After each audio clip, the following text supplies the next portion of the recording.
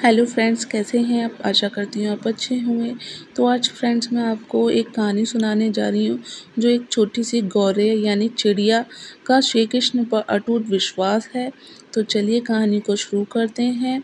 बात महाभारत के समय की है, जब कुरुक्षेत्र को युद्ध के लिए तैयार किया जा रहा था। तब सेनाओं ने हाथियों का इस्तेमाल किया था पेड़ उखाड़ने और ज़मीन को साफ करने के लिए।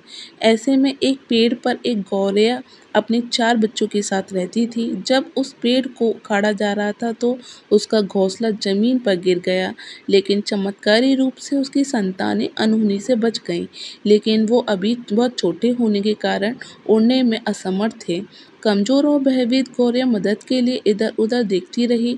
तभी उसने कृष्ण को अर्जुन के साथ वहां आते देखा। वे युद्ध के मैदान की जांच करने और युद्ध की शुरुआत से पहले जीतने की रणनीति तैयार करने के लिए वहां गए थे। उसने कृष्ण के रथ तक पहुंचने के लिए अपने छोटे पंख फड़फड़ाए और किसी प्रकार श्री कृष्ण के पास जा पहुंची। हे कृष्ण, कृपया मेरे बच्चों को बचाएं, क्योंकि लड़ाई शुरू होने पर कल उन्हें कुचल दिया जाएगा। भगवान बोले, मैं तुम्हारी बात सुन रहा हूँ, लेकिन मैं प्रकृति के कानून में हस्तक्षेप नहीं कर सकता। गौरैया ने कहा, हे भगवान, मैं जानती हूँ कि आप मेरे उद्धारकर्ता हैं। मैं अपने बच्चों के भाग्य को आपके हाथों में सौंपती हूँ। अब यह आपके ऊपर है कि आप उन्हें मारते हैं या उन्हें बचाते हैं। कालचक्र पर किसी का बस नहीं है। श्री कृष्ण ने एक साधारण व्यक्ति की तरह उससे बात की, जिसका आशय था कि वह ऐसा कुछ भी नहीं कर सकते जिसके बारे में वो कुछ भी नहीं कर सकते थे। गौरैया ने विश्वास और श्रद्धा के साथ कहा, प्रभु, आप कैसे और क्या करते हैं वो मैं नहीं जान सकती, पर आप स्वयं काल के नियंता हैं, यह मुझे पता है। मैं सारी स्थिति एवं परिस्थिति एवं स्वयं को, अपने परिवार को आपको समर्पण करती हूँ। भगवान बोले, अपने घोंसले में 3 सप्ताह के लिए भोजन इकट्ठा कर लो। गौरैया और श्री कृष्ण के संवाद से अनभिज्ञ अर्जुन गौरैया को दूर भगाने की कोशिश करते हैं। गौरैया ने अपने पंखों को कुछ मिनटों के लिए फुलाया और फिर अपने घोंसले में वापस चली गई। 2 दिन बाद शंख के उद्घोष से शुरू युद्ध होने की घोषणा की गई। कृष्ण ने अर्जुन से कहा, अपने धनुष और बाण मुझे दो। अर्जुन चौंका, क्योंकि कृष्ण ने युद्ध में कोई भी हथियार नहीं उठाने की शपथ ली थी। इसके अतिरिक्त अर्जुन का मानना था कि वह ही सबसे अच्छा धनुर्धर है।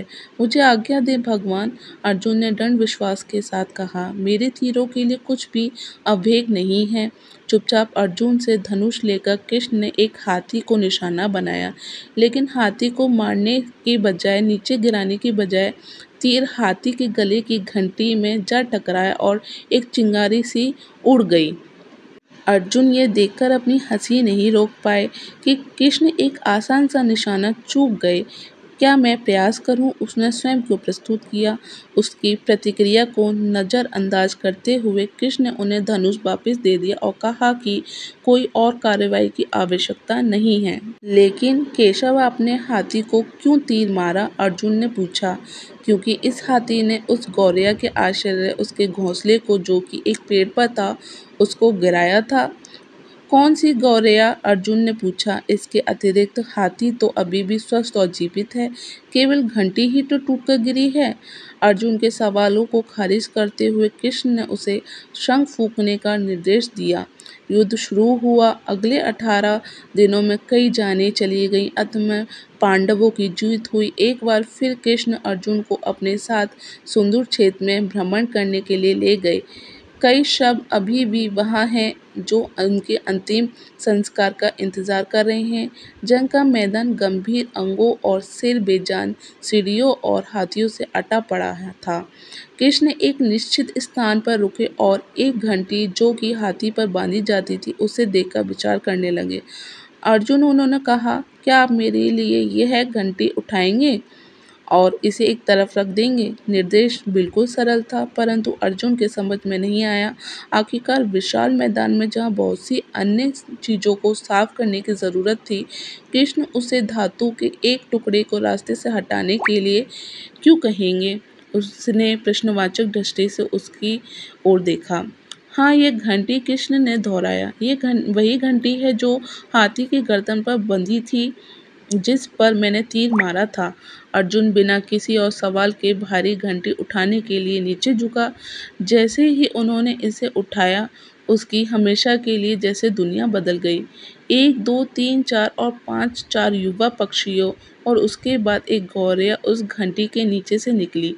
बाहर निकलने के बाद माँ और छोटे पक्षी कृष्ण के इर्द-गिर्द मंडराने लगे एवं बड़े आनंद से उनकी परिक्रमा करने लगे। 18 दिन पहले काटी गई एक घंटी ने पूरे परिवार की रक्षा की थी। मुझे क्षमा करें हे कृष्ण, अर्जुन ने कहा। आपको मानव शरीर में देखकर और सामान्य मनुष्य की तरह व्यवहार करते हुए मैं भूल गया था कि आप वास्तव में कौन हैं। अगर आपको मेरी ये वीडियो और कहानी अच्छी लगे तो वीडियो को लाइक, शेयर एंड सब्सक्राइब में करें। मिलते हैं नेक्स्ट वीडियो में। राधे राधे।